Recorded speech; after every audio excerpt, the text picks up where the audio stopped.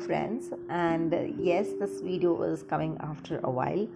So today's topic is going to be understanding breakup in a different perspective. Let's understand what breakup is from a different angle. Now, when there is a breakup is what we understand usually is between a couple, but I will call any breakup between two people. So any two people who share any relationship, be it friends, siblings, relatives, or definitely a romantic relationship. Any relationship when encounters a little bit of or an entire split, then that's a breakup. Now, when it's a breakup, basically you definitely undergo a huge emotional turbulence, and this emotional turbulence can often make you come into a position when you start blaming either yourself or you start blaming the other person. And if you are a little way too wise, you will start blaming the situation. Whatever it is, blames never help. In fact, even blaming the situation doesn't help much. So what it is that can help you take this breakup in a much better way. So basically, let's come to understand as to why breakup generally happens.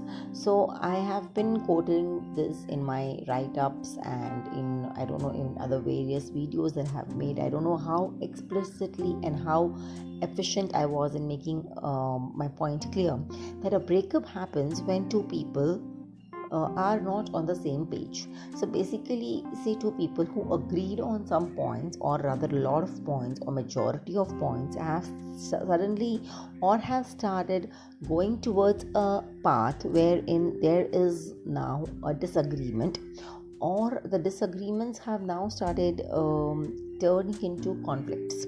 So conflicts means you are somewhere feeling that these disagreements are being imposed on you, and you are intolerant of those disagreements, and you feel victimized because somebody is not agreeing with you, and you feel sometimes that you are compelled to probably do something that you essentially don't agree with.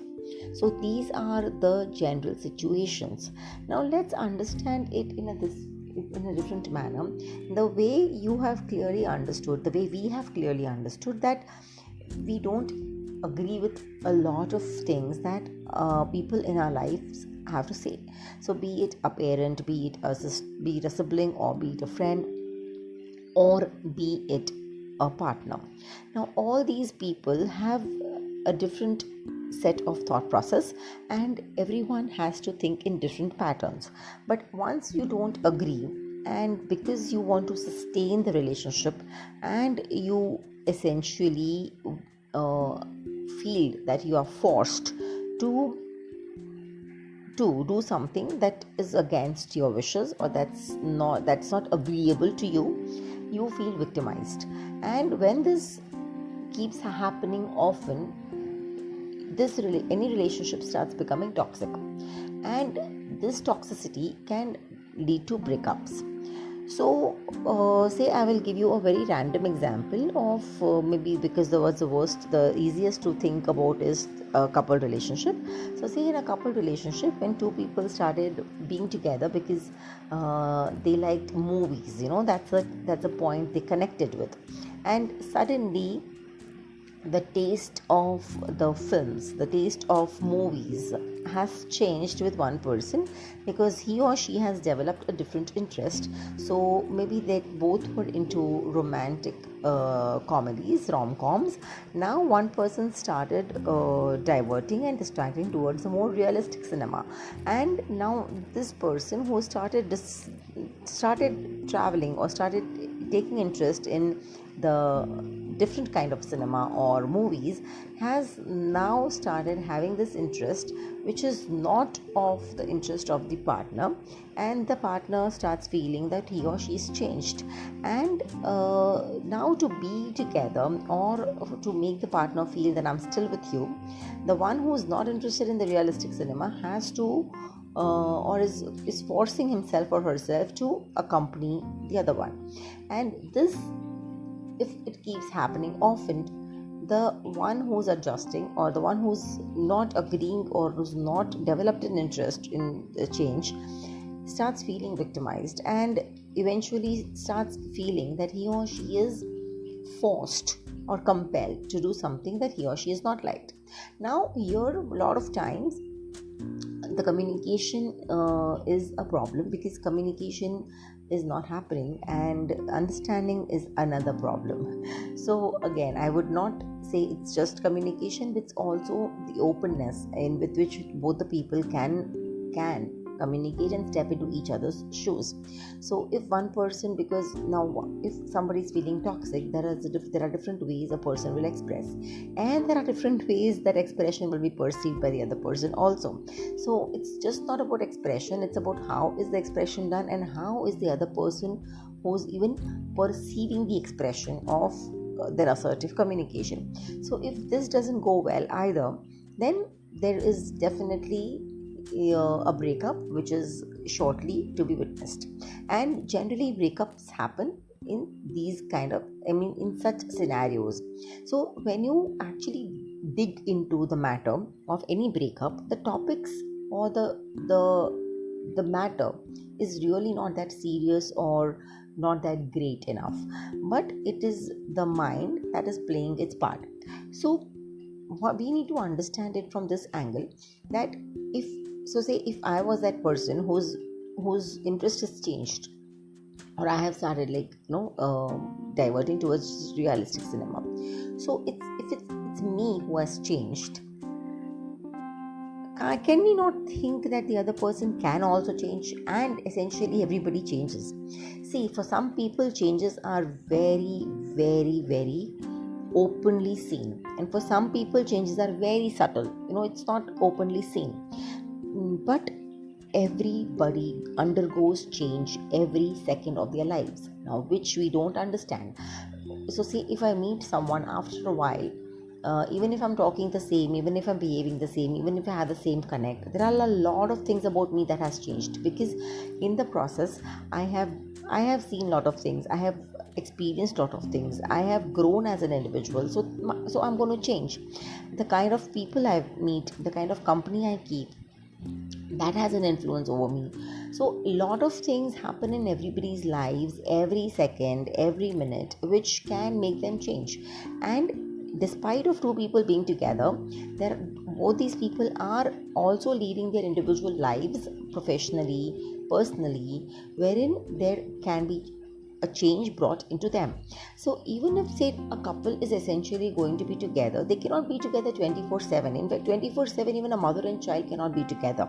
So two people have to lead their lives, because everybody has their own journeys. So in these life experiences, there are a lot of things that influence a person to change. And these changes, now these are the changes which make a person change in either ways.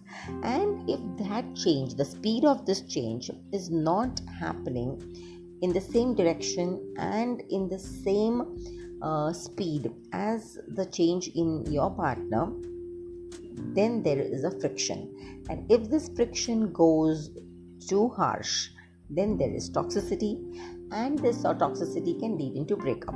So if you understand the process in this fashion, I don't think it's very difficult to see breakup as something which is not at all tolerable, or which is something which you cannot undergo.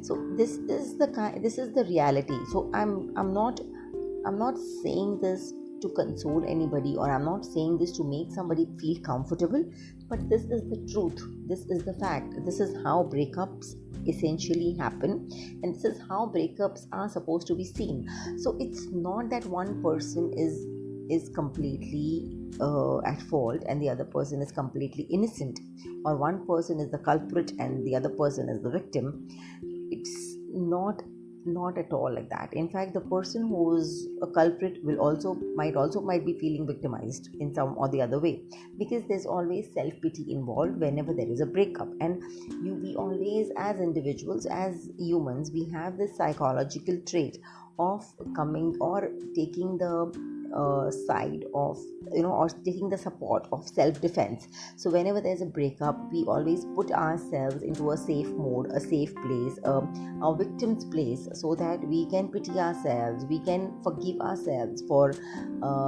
some things that we have done were not morally correct, and we want to give ourselves the benefit of doubt. I believe the same benefit of doubt, if given to the other person also, then the entire bitterness goes way too easy to be taken. So we are unnecessarily developing a bitterness towards the other person in breakups, because we feel that the other person was wrong all the time and we were the victims all the time. So if that attitude changes, life becomes a lot easier to live. It becomes a lot easier to move on. It becomes a lot easier to get rid of the baggages which we keep on collecting, because every relationship, every episode, every experience in that relationship will have its imprints, will have its impressions, will have its emotions and feelings which are quite deeply engraved in the person's psyche. If these aren't healed, or if these are the toxic ones which you have kept on nurturing into your head without healing them, without understanding them, this is going to have its own ill effects on your individual progress. So it's very important that this is taken up in the right spirit and this is understood the way it has to be understood. I hope this video was helpful.